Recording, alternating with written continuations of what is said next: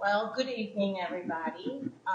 We are Harnett United doing another one of our informal town halls. We want to thank Bubs and Spanky to allow us to be here to do this town hall, despite the fact that they're closed. We appreciate their time and efforts given to us there. We thought it was important to give time to candidates before early voting started so that parents and citizens of District 3 would be able to get to know their candidates facing off on in the midterm primaries. We did extend, we have 3 candidates running on the ticket, actually all Republicans running on the ticket for the midterm primaries, and they are Everett Blake III, Joe Langley, and Brad Abate. We did extend an invitation to Mr. Abate to partake in this town hall, but we never heard back from him. So, with much ado, I'm going to let each candidate introduce themselves, give us their name, what area they live in, and tell us about their campaign and platform they're running on. I would love to know why they are running, as well as I'm sure you would as well. So I'm going to let Everett start. Okay. Hello, everybody. Thank you for giving me a few minutes to talk to you today. My name is Everett Blake. I live just outside of Anger. I'm actually right on the edge of the border of the 2 districts between this district and the next one over. The reason I want to introduce myself and tell you a little bit about me is I'm a long haul kind of a guy. I've been at my company, Cisco Systems, for close to 20 years. I've participated in either the Anger Planning Board or the Harnett County Planning Board for close to 20 years. And I've got over 20 years experience working with the North Carolina Marine Fisheries. When I get involved in projects, I'm not here for a quick splash. I'm not here just to do this overnight. I'm here to see it through from end to end, whether I'm actually elected or not. I'm still going to be here to work and make this a better society and a better solution. As far as the school board, I ran simply because one of my good friends, Jason Lemon, who has been on the board and has been doing a great job helping really grow and help the camaraderie and the relationship between the school board and the county board. Jason's really started some great things. And when he decided he was not going to run, we discussed it, and I wanted to come up to take the candle or the torch to the next step. It was a great relay race. Let me hop in, and where his energy is starting to wane a little bit, let me run forward. My big things to focus on is our teachers, teacher pay, teacher retention, teacher recruitment. It's the schools themselves, capacity and growth. And lastly, I think Harnett County government shouldn't just be a bunch of silos. All these government entities should work together, sharing ideas, growth, what we're trying to work on. So we don't have one group doing something that other groups don't know about. We need everybody to grow together, get in the boat together, and paddle together as a team. Thank you. Joe? Joe Langley. Live in the thriving community of Pea Ridge. For those of you that don't know where that is, it's between Coates and Anger. I have lived back in Harnett County for 30 years. All 3 of my children graduated from Harnett County schools. I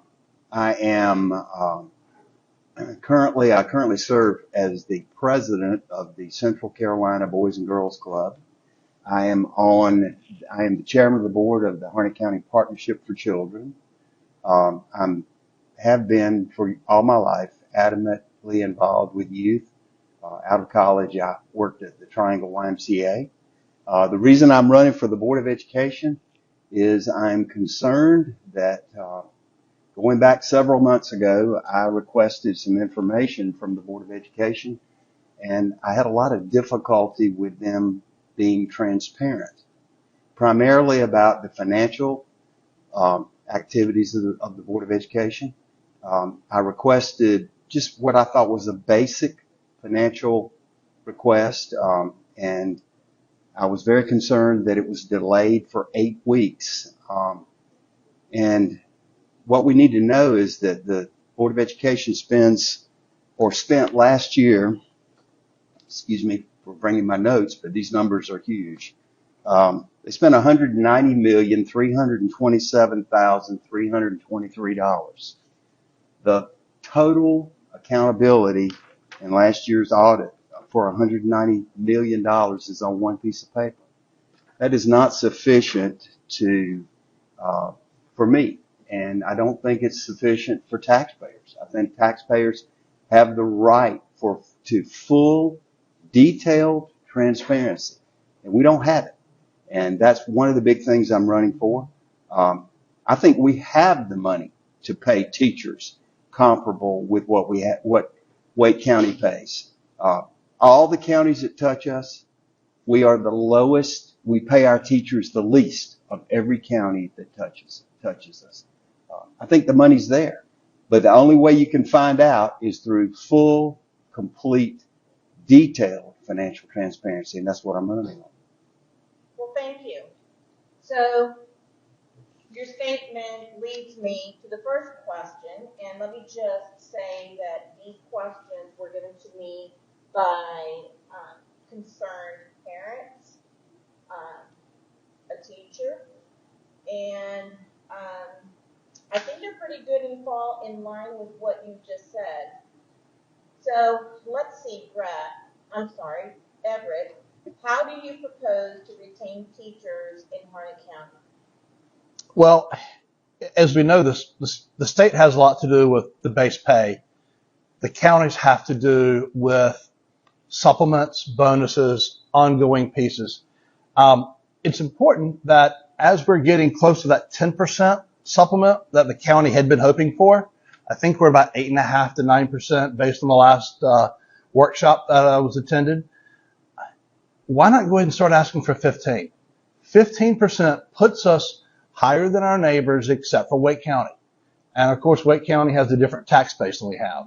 But moving to that point, because you got to think about it, the cost of living here, if we can make our supplement better, the cost of living in Harnett County is far better than the cost of living in Raleigh. And what we truly have seen from these schools, and what I've always experienced, is the teachers that I see at the grocery store, at the parks where we coach, at church. They're the ones who are truly invested in our kids, and we are truly invested in their children. So it really turns as a great payback for getting them some more money, but we have to figure out how we do it on a constant basis. Giving a teacher 12% more this one year doesn't cut it. We've got to figure out how to do it every single year, and then let surpluses be an extra bonus on top of that. So the question is, how do we retain teachers? Well, it's not only teachers we need to retain. We need to retain bus drivers, teacher assistants, support staff. We're not paying a competitive wage with Wake County. We're absolutely not. If you look on the Harnett County schools website, as of a few days ago, there were 129 vacancies. There are teaching positions that have been open since last August. I don't really understand that, unless it's some very complex reason that I don't know about. It's clueless to me how you could have a teacher position vacant for the entire year. I realize COVID was a factor, but the fact is our teachers are leaving. They're going to receive more money in Wake County and in the surrounding counties. We have to find the money. I think it's there. Out of $190 million, surely there's enough money in there to pay the teachers a comparable wage with what's going on in Wake County. Thank you. So the next question is, what will you do to keep our schools, students, and teachers safe and healthy? I know that security is an issue. There is a lot of mental health problems with children coming back from COVID. what is your plan? Or how would you keep them safe and healthy in our schools?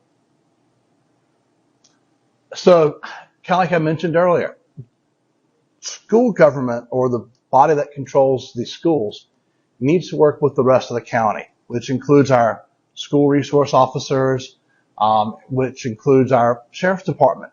Working lockstep with these groups from day one puts us in a far better position. So as we are growing schools, as the school board is starting to see changes, we can be ahead of the game by pre-working with the sheriff's department to address these. Now, mental health and coming back from COVID is different.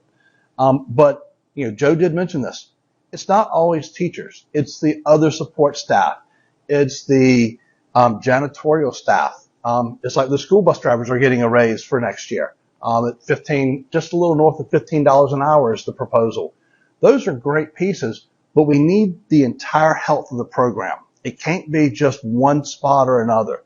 And that's where the school board, you really have to look back and you have to peel the onion. You have to look layer by layer, because a healthy outer layer doesn't make a rotten core any better. So that's where you really do need to focus up and down the entire stack. But for me, initially, health, safety. Safety is a big one. It's working with the sheriff's department, and it's using technology. Using the technology we have, say like with the bus cameras, with cameras around the schools, with updating that information. That is technical information that I work with every day that really can help the safety of our school. Thank you. Joe? We have very similar careers. I spent 40 years, and I'm now retired. My career was in data analytics. I am on the adjunct faculty at Wake Tech. I teach data analytics. Not teaching at the moment because of COVID. I agree with what Everett says. We got to do a better job on obtaining the data and presenting the data. We also need to be transparent in terms of what is the magnitude of the problem. We've got a mental health problem. Let's talk about it. Put it out in the open. It can't be left for teachers and teachers' assistants to solve. I have heard similar stories as what you mentioned, that there's just a lot of issues with children in schools now because of not being in class. And my daughter is a teacher in Wake County, and she said that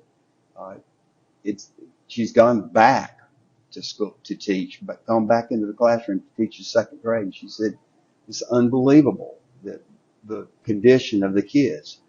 She also mentioned that teachers were having trouble. So I don't have the answer as to what you do on a detailed basis, but the first thing is to admit you have a problem and use the resources that are available to try to address it as good as you can. Thank you. So, if you could change and had the power to do so, one thing on your first day of office, what would it be? Well, the immediate thing would be taking care of the teachers, the assistants, everybody up and down. I would look for one change in one thing, be money. I want enough money to pay the teachers. I want enough money to keep arts in the school. I want enough money for sports to thrive in our schools. And I say sports because I just left a softball game, as I mentioned. Right before COVID, my son's football team didn't have a whole lot of guys go to major colleges, but they had 8 or 9 guys go to small schools. They had a group of people go to college that may have been the first person in their class, their family to go to a college. We're seeing small colleges offer scholarships for other athletic programs. These are game changers in some of these kids' lives, even if it's for a year or 2 years. I'd love to be able to say we can fund those programs, teachers, arts, athletics, because they're really changing people's lives. Thank you. Joe? One thing, it would be transparency. I think it's very important for everyone to realize that the school board has $0. $0. They don't have any money whatsoever. All of the money that is in the school money is our money. It's taxpayer money. We have to be good stewards with the money that we have. How can we possibly be good stewards when they do not provide sufficient transparency on what they're doing with the money now? And in addition, the requests that I have made were cordial and complete, but I did not get a prompt or cordial response to my request for transparency. And that would be the one thing I would change. One of the other issues around transparency that was mentioned to me by this parent was the fact that these board meetings are streamed on Facebook, and after a certain amount of time, I don't know if it's 1 or 2 months, they all disappear. They're not kept as public record, which I think is wrong. So that is something else that needs to be rectified. Public record needs to stay there for folks to be able to refer back to later on. Just like the county board of commissioner meetings, they have their YouTube channel. It's all part of public record. So let's talk about the explosion of growth that we are facing in our county and municipalities. As of right now, as best estimate as we have, just between the towns of Angier, Lillington, and Harnett County, there are roughly, and this is a rough estimate, and on the low side, there are about 17,000 permitted homes coming in the next couple years. That is a problem. Most of these homes are in high density developments. So that we're talking, if we give an example, one on Matthews will have 1/15 of an acre lot and 5 homes per acre with 6 foot between the boundaries of 6 foot easements. These homes do not generate a lot of property tax, and therefore the property tax generated that goes towards schools is not enough for one child to go to school, let alone 2 or 3. We are in for some big trouble. We do not have enough schools, and we're already overcrowded. I hear there's a little bit of a cushion at the high school, but I guarantee that's not going to last long. So personally, I feel that the Board of Education currently is not really communicating, or vice versa, when these developments are approved. How will you attempt to fix this problem? Well, first of all, it feels like you're, the little Dutch boy putting his finger in the dike and hoping it'll stop. Exactly.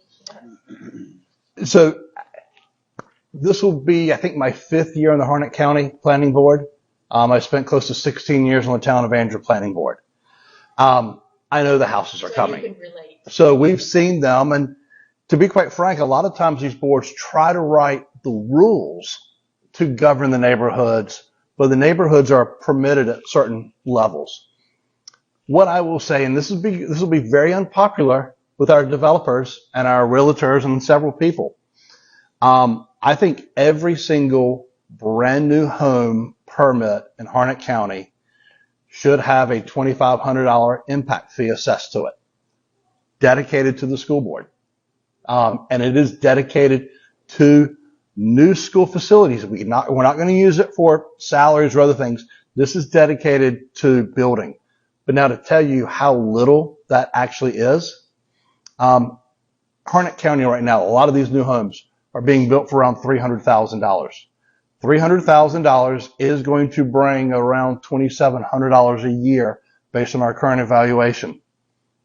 When we look at it across the county line, the same house that they're building for $300 here, they're building for $450 there. So yes, we're going to ask people that are moving to Harnett County to pay a little of the impact, because let's face it, we can't grow into the future on the backs of our past. And that's our people who have lived here all their life. I can't tax our existing landowners enough money to make up for this problem. But let's also put it in real numbers. 5,000 homes at $2,500 per impact fee is $12.5 million. That's 1/3 of an elementary school. It doesn't even cover, with all 17,000 possible homes, it doesn't cover one new school. So it's a drop in the bucket, but it's a drop we need. And in order to do it, this may take going to the North Carolina legislature and pleading a state of emergency for Harnett County only. Nobody else. Give it to us only. And if development slows down a trickle, okay, we'll only get 15,000 homes, not 17. And you can see an actual map of all the neighborhoods on the Harnett County planning website. And I think your 17,000 number is low. Very low. I agree. Yes. I am being very conservative. Yep. Now, you nailed it. It has to go back to the legislature, and there is a bill, but Yes. it's not just for Harnett County. It would be for the entire state, which is S347, Yes. which is probably going to fall flat, and it's probably on the chopping block on the floor because it, as we know, it is election year. But I wholeheartedly agree with you. Joe, same question. Senate bill, is it 435? I believe it is. Anyway, the one regarding the impact fees is on the desk of the rules chairman, which is usually. And it's been over 100 days. I think it dropped after that. One report that I have never seen. First of all, I agree wholeheartedly with Everett. And I really think it's great that it's the first time we've really told the truth. There's not a solution for this problem. There's not enough money available through all sources to fix this problem. But I've never seen this report. Harnett County cannot have year-round schools because blank. I've never seen that report. Year-round schools have been going on in Wake County, and it does reduce the burden. Again, it's not the end-all, fix-all. But I've never seen anyone give me that information. All I've heard is it doesn't work in Harnett County. Again, it works everywhere else. I mean, that's a good again, back to transparency. Just tell me why. That's all I want to know. Tell me why it doesn't work. Also, tell the truth about what these schools are costing. There is actually good historical data where the Irwin School initially was going to be $21 million. I've seen the newspaper. Everett knows where I'm going with this. I think the final numbers are going to be close to double that amount. It's going to be close to $42 million. And you think it's because of supply chain issues? It could be increased construction costs on some of it, but we're not getting really good estimates on what these schools are costing us, which makes the problem that we think is already unsolvable even more unsolvable.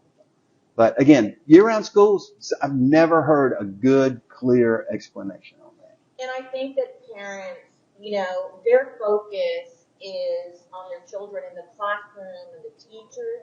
I think most people are not aware of this train wreck going on and what an impact it's going to have on our kids and grandchildren going to the schools. It's a big problem, and I think everybody needs to worry about that. And this is why voting is so important. So our next question. leading into it. How do you plan on working with the county and municipalities to try to mitigate the school overcrowding problem? You talked about getting more funding via impact fees. That is we can't do it right now. What are you going to do to talk to the municipalities? They're doing all this satellite annexation, and they're going into the county remotely, could be far away from their own policing and fire and services and so on. What can the school board do to create a better relationship with Angier, for example, Lillington, to try, hey, can we slow this down just a tad so we can catch up? And of course, you hear this all the time. People will say, well, why aren't the cities helping? And what? It's the county's responsibility for the education system. It does fall on the county, but if you don't talk to the towns, if you don't work with them, I am one to say I never want to see an elementary school outside at least the edge of a town or incorporated area. Because that elementary school, when you can have families walk to it, join it, use the park, the playground, that makes that school so important. But when you isolate it 10 miles from everything, it makes it very difficult to use. The town manager of Lillington, Joseph Jeffries, and I were talking.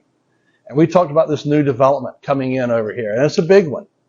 And part of the things that we need to talk about is if a development like that is coming, the school board needs to be talking and working with the towns to say, where can we squeeze some land out of that development for the next elementary school? Where can we begin to plan some of this within the towns for an edge middle school, high school, elementary school? But if you're doing these developments and you're not talking to us and we're not talking to you, we can't prepare for it. And that's where, in my head, I was asked for pronouns the other day. They said, Everett, what's your pronoun? And I went, Everett. And they said, so in this talking today, my pronouns were we and our. And it's a simple concept. We, as a board, as a government, as an entity that's here to help our taxpayers, need to take care of our school system and our kids. And you can't do it by yourself. It takes a village. Well, I'm not sure that was going to come out of my mouth anytime soon. But yes, it does. Well, thank you, Joe. I don't understand why we don't have a personal representative from the Board of Education at every one of the approvals of these large developments, and someone just say, let's just look at what we did. Did we build an elementary school? Did we build a high school? Look at what we just did. Another thing that may be way out there, but I wonder what the reaction would be is if you went to the developer who's up there petitioning the town for another 3,500 lots or whatever. I think Lillington has got 7,500 on the books now. What if someone from the Board of Education had been there and said, sir, you realize that you just built another elementary school. Would you be willing to voluntarily pay your cost of the construction of that school? Of course, Right. there's no way to get it. Land is one thing, but building the school Is another. Right. Yes. I mean, it's the same thing as when you plan, when you go into a development and a certain amount is set aside for roads and sewer and hopefully recreation. It's the same thing. This is not something that anyone's going to want to do, but it needs to happen. Something like that. Great answers. Thank you. So, here's a good question. And I think that, at the beginning of before we started, I said to you guys that I would keep the conversation nonpartisan because we need to have foremost the community and our children first, above party.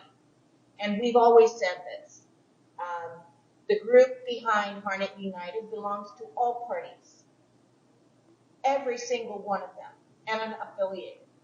So we have worked together beautifully for our community. So that's why we kept the interviews that way. So here's the question. Will you put teachers and students above your own political beliefs? Well, will I put them above my own beliefs? Probably not. And the reason for that is it's always been part of my belief. I was privileged to grow up in a little town called Wilson, North Carolina. Back then, parties were a little different. But I got to experience and spend a lot of time talking to one of the best education governors we've had in North Carolina, Jim Hunt. At an early age, I saw what focusing on public education could do for people. So putting them ahead of my goals and everything, it's already what my goal is. My goal is simply to make this a better place. It's a servitude that I grew up with my father and my family to give back to people. I don't mean to sound like it's not important, but it's always been there. They were already more important than most everything else, because Devin Hocutt, music teacher at Harnett Central, what he does with these kids, the power he gives them through music is phenomenal. And if we ever lost somebody like that, that would be a devastating loss to a high school, but a complete community. Those people need to stay, and they need to stay for what they give our kids and the confidence they bring. Thank you. So same question to you. Would you put teachers and students above your own political beliefs? I would say yes. I would put the interest of the teachers and the students in the forefront. That's just what I would do. I'm a lifelong conservative. I've been a Democrat. I've been an unaffiliated, and now I'm a Republican. But I've always been a conservative. I think we have to be fiscally responsible. I think we have to be completely transparent financially, but not only financially. We need to tell the truth. Instead of saying, well, we've got plans for schools, for building schools. No, we don't. We don't have a plan. That is the truth. If you've got it, I want to see it. I want to see how you're going to handle 7,500 homes right now on the books in Lillington. That was a statement I heard from Joseph Jeffries. Yep. Is that right? 5,000 in Andrew. That's 12,000 right there. Plus what the county has there. Senator Bergen said 50,000 in a recent meeting. So tell the truth. We don't have the money to build the schools. Be transparent. Tell me where the money's going. Start there. If you could show everyone and say, look, we're broke. The Board of Education is broke. Show us. That's what I'm about. So, thank you. Thank you. So, speaking of transparency, what will you do to improve transparency within the board? Well, in my thought is I can only show you my transparency. I cannot make the other four board members do whatever you want. But I am one of those people where you can come up and talk to me. You can ask me what's my opinion, what's going on, what we are doing. And that's where I will always give you my answer. I will also tell you that occasionally I didn't like their answer. But once we vote on it, We have to support certain things and move forward. But part of this is, in my head, is working together. If the school board wants to hide things and stay hidden from the sheriff's department and planning and the local municipalities, then we'll never be transparent. But if we openly engage and invite criticism and cooperation, transparency will become a standard part of our life. Thank you. Okay. What would I do as far as transparency is concerned? First thing is one page, $190,327,323. That's the accounting in the audit for the Board of Education. The monthly financials are about 2 pages. That's it. The numbers are huge. What would I do? You want to see the breakdowns? I want to see the breakdowns, but let's look at what I've already done. I made a request in May of last year to the Board of Education for a check register. I made the same request to the Sampson County schools. I had the information in one day without even any contact with from Sampson County schools immediately. It took me 8 weeks to get the information from the Harnett County school system, and a lot of pushback. A lot of pushback. I requested that the board put the check register online.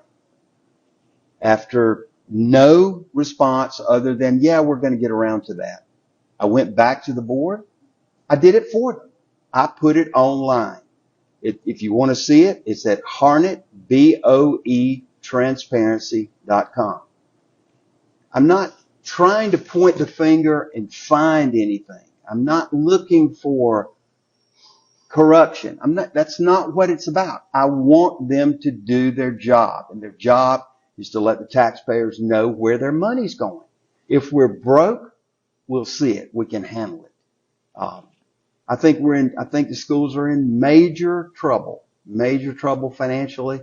Not only just the building of the schools operationally, but I'll tell you one thing I'm really tired of hearing. I'm tired of saying, well, we'll never be able to pay our teachers equal to what they're paid in Wake County. If you keep saying that, then that absolutely will be the case. We've got to find a way to finance the schools. We've got to find the money, and we don't need to raise taxes to do it. So that's it. Well, thank you. Well, this has been a really, really good conversation, and I hope that a lot of parents get to hear this. And I hope that the good folks in Lillington on the planning board, the town, and in Angier have the opportunity to listen to this. Because what we just talked about is something that everyone is talking about. It's a problem. So in closing, I'm going to let you give your last words and any words that, anything you would like to tell the audience before we close our town hall. Well, in closing, first of all, thank you for investing the time. That's a big thing that you actually joined us to hear a little bit about Joe and myself. What I look for is we've thrown some solutions out there before to try to do certain things. I don't think we've tried enough yet. We haven't expanded enough of our schools to add more classrooms. Just building a net new school isn't always the answer. Possibly expansion, enhancement of additional schools may be a different alternative. But if we don't ask for the money for the teacher salary, if we don't ask for the 15% now, it took us years to get from 5 to 8%. I don't want to wait years to go from 8 to 11 before I begin asking for 15 next. I want to ask for 15 now because we're going to have a new elementary school. We're going to have a new middle school shortly. That means we're going to need hundreds of more teachers, plus the few hundred Joe mentioned that we are currently vacant. We can do better, but we can't do the same thing we've always done and pretend it's going to get better. We have to try some additional changes. We have to look at things. And one little thing I noticed the other day, look at our neighbor Fuquay, and I hate comparing to Fuquay, but Fuquay took one school, tore it down, put everybody in a new school. $93 million for a high school, by the way. That's what their rate was. But in turn, they rebuilt the other school on its existing property, saving tons of money. But now they created bigger, larger schools on the footprint. So instead of being 1,800 students, now they have the capacity for 2,300 at Willow Spring and I think 2,500 at Fuquay High School. So now they have much bigger programs, much bigger enrollment, able to offer more different classes for about the same thing we're going to end up spending for a high school of 12 to 15, or about 1,500 students. We need to change how we're thinking. We need to learn from others. By the way, I'm going to let you address that, and we have some questions that have come in. Okay. Yeah, I agree with everything Everett said, and one more piece. If we learn from others, Johnston County, they have a set of plans for a high school. Harnett County does not use a standard set of plans. We customize the plan. And I don't understand that. If you buy land, a high school is a high school. Why don't we use the same set of plans? We don't need to be modifying plans and coming up with something different when a high school is a high school. Johnston County's done that for years. The idea, the same thing was done in Andrew. We tore down the old Andrew school and built another school back in the same place. So we didn't have to go out and spend the money for land. But again, these are all, the finger in the dike is good. I mean, these are small items. One thing we didn't talk about though is the military. We're not funded by the military the same as Cumberland County schools. And this is a problem that I've heard about for years. Everybody says, well, we don't get the same money that they do in Fayetteville because of, whatever the reason is. What are we doing about that? Can we not have our legislators involved with conversations with the military? We need to be tearing down their doors. Right. To get that fixed. Yeah. Absolutely. Or just say, we can't continue. That is actually on the legislative priority list for the county that they worked on recently, as well as fixing the zip code bleed issue of overlapping. Related to sales tax. Right. So before I let you guys go, there is some questions here, and I am really happy to see these. There's a very big problem with bullying. And one parent wants to know how you would address this big problem. Bullying has been around since I was a kid. And I may now, have, social media has made that worse. and I may have been parts of that. Technically wise, I entered a contest at Cisco to create a social media chat room session that would detect bullying in cyber. And it was something that we played with and an engineer friend, and we were working on how to get that done and get funded by Cisco. What you really have to do is find ways to get kids to understand what they're doing. It sounds simple. In all fairness, it's not always happening. There's somewhat of a digital divide in Harnett County. So a lot of the bullying discussions that I'm seeing is at the bus stop or at school, and kids feeling they're not safe. They don't feel safe. So the number one way I've always seen it is on Snapchat, is on instant media, because you can say it and get away with it. And then there's unless you screenshot it. Part of it is making it aware and making people understand that when they go to a guidance counselor, a teacher, and say something, there's going to be some follow-up. Too many times I think kids have told a teacher or hinted to a teacher and the teachers miss it. Now, this parent is saying that they feel as a parent that bullying is not being addressed correctly by staff. Yep. And so part of it is talking to the kids, but also training the teachers and the staff to understand what bullying language is going to come out of a kid, to identify that. It's tough because a kid's not going to come to you and say, Jimmy's stealing my lunch money, because he's pretty sure that either the teacher thinks really, or that Jimmy's going to see him walking up to the teacher and then get him anyway. And it's tough. You also have to be your friends. Friends can't let friends do that to each other. And you don't have to be your best friend in school. But at school board level, how will you help? At school board level, all you can do is provide training and funding to get the word out. And that's tough, because we can train and fund as much as we want to, unless the teachers and the students put it in practice. It's tough. And then again, the teachers probably feel exhausted. There are not enough teachers. Yep. Perhaps there's a lot of substitute teachers, and they probably are also suffering from mental health issues and exhaustion. So I think that one goes with the other, but it's definitely a problem at school level. Yeah. Let me take a shot at this. Sure. I just left before our forum tonight. I left a meeting at the Boys and Girls Club, the Robin Page Club. It's an issue in the club also. They do have a program in place that addresses bullying.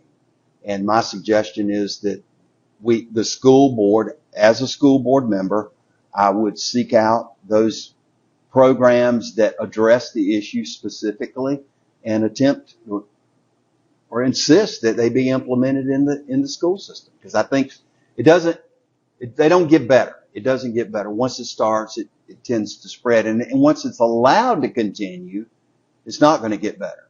It has to be addressed.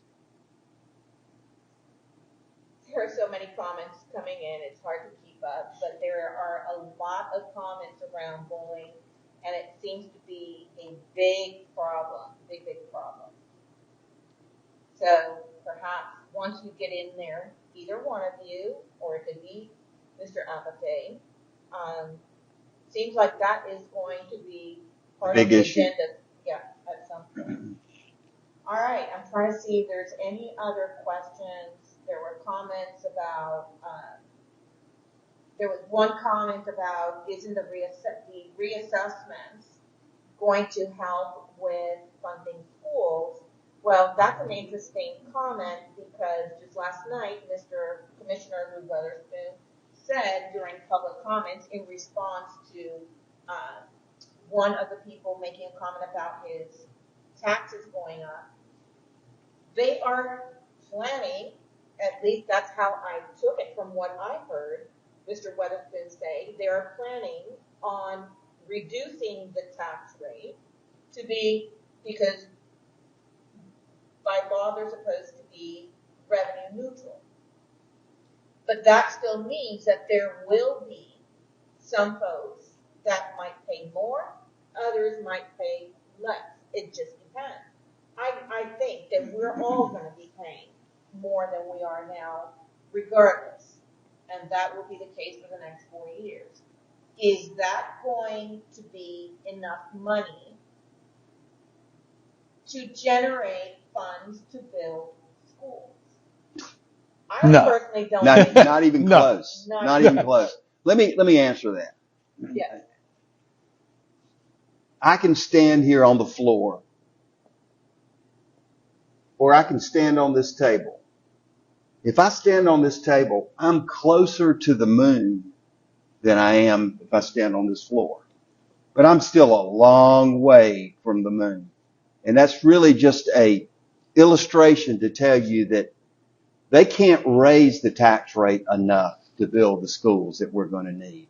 There's going to have to be either divine intervention or legislative intervention, or either at the federal or at the state level to build these schools. I believe that everybody in the county, every town, city, county, planning board official, plus the Board of Education is going to have to come together and come up with a solution. And the only other thing I would say is, again, I would say, let's just be honest. Tell the public, we don't have the money to do this, no matter what we do. And then at least we're dealing with the facts and not this, well, we're not dealing with the politics in this where I don't want to make anybody mad, so I'm going to say, okay, well, maybe this is, something's going to happen miraculously to build these schools. I mean, if you look at the capital improvement plan for 2023 through 2029 and look at the schools in the tier 1 and tier 2, yeah, that's $193 million is what they have assigned. That's what they thought it was when they did it. That's what they thought it was. And I looked at the numbers and thinking, basically what we know Irwin's going to cost compared. I went from 193 to 225 thinking I'm a little closer, but I'm closer, but I'm still not there. And this tax increase, I mean, I'll tell you, mine went up. Mine's going to go up 57 to 58% in the value of my farm. It's not enough. So somebody brought up, and I know what the answer is, but I want one of you to answer this. So where's the lottery money? You want to take that one? Go ahead. So now, if I understand correctly, we opted to forfeit part of the money. Spent it. So, I think when you look at where the lottery money should have gone, it would have been great to have had it. I think they forfeited in lieu of a grant, was it? I believe. But, when it comes down, I mean, depends on what we were actually going to get. I think the grant put money in the hands quicker than the lottery money would have. But 5 years. But, For 5 years, we can't touch any lottery money. Right. But it all depends if we got, for the example, if we took 25 million and the lottery money would have given us 26 million, was the 25 million now better than the 26 million over 5 years? Yeah. Which, it's something, it's parts of I hate making another analogy. It's part of the sausage that we don't want to see sometimes. But when you get bad sausage, I want to see what went in it. And I think the parents listening to this town hall will appreciate the answers and understand it and see this is why it's good to have these conversations. And I hope whether it's either one of you or Mr. Adate, I hope we can continue to have these conversations. Well, I was at a Harnett County softball game tournament over Easter weekend, and somebody laughed and said, dude, you're 120 miles from Anger, and you're talking school board stuff. And I was going I said, we're in high school. Your daughter's in high school. My daughter's in high school. This is something we do, and this is something that is going to either make or break us, because for a few years, people said, I don't want to cross the county line for the Harnett County schools versus anything else. And I was I don't understand why. Right. Because we have the best teachers. We have family. I mean, the same teacher taught all three of my kids first grade, April Lowe. And I told her if she would teach all of mine, I'd run for school board 14 years ago. And I did because we so love the teachers that we had. That if that's what they want, if that's the representation they need, I'll run. And it's the same basic concept today. All right. I'm surprised did you get a question on why don't we just issue bonds to build schools? You didn't get that question. No, but go ahead and answer that. Well, the reason is that when you issue the bond, you have to service the debt. You have to pay the bond back. It's like a mortgage. But I've had quite a few individuals say, well, why don't we just issue more bonds? By the way, we did that, and we had $100 million in bonds. It's gone. All the money that we obtained through issuing the bonds is all spent. And the demand on the schools is still there. Well, we're going in on an hour talk, and I think We it's got to been do this. fantastic. Joe, it's always fun to sit down with you, buddy. We normally sit in the back of the town meetings in Andrew, and so we'll sit in the back and whisper the whole time. I love this. I really, really love this. This is how all candidates should be, and I wish you both luck. Whoever wins is going to be a good choice for the school board and the county. So thank you very much. Should we add one thing for both of us? Sure. Want to reach out to the unaffiliated voters. In this coming election, as an open election, Right. you can pull a Republican ballot and vote for Republicans. I did a quick peruse through a lot of the Democratic ballots. You either have a North Carolina senator or North Carolina representative, but very few local elections. Irwin's got a couple. But take the time as an unaffiliated voter to look at the ballots. Pull a Republican ballot and make an impact in your county and in your town. So that leads me to this comment. HarnettUnited.org. We have a voting guide on the website. It gives you all the important dates around the midterm primaries. Early voting starts 28th. the 28th of April. What date is today? I'm sorry, I don't know. Today is the 19th. So the 22nd of April is the deadline to Register. mail in your registration Yes. or do it online. You can register to vote if you're not registered during early voting in person. And if you go to the Harnett United website, HarnettUnited.org website, you also have a link to the voter search. If you search yourself, you will then be able to see a sample, and you can print out of your sample ballots.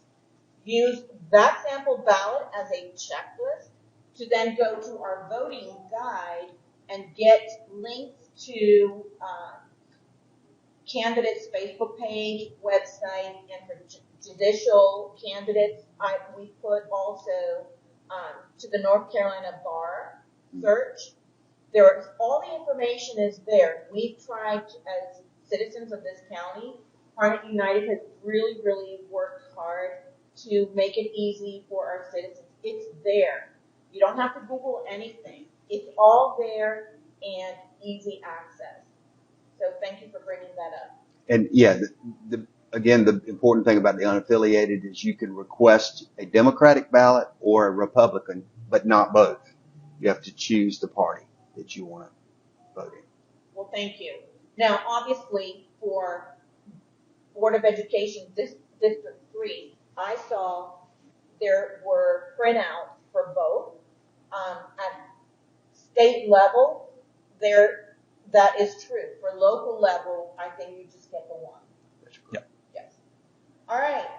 Well, thank you again. I loved having this chat, and hopefully we'll do it again soon. Thank you so much. Thank you. Thank you.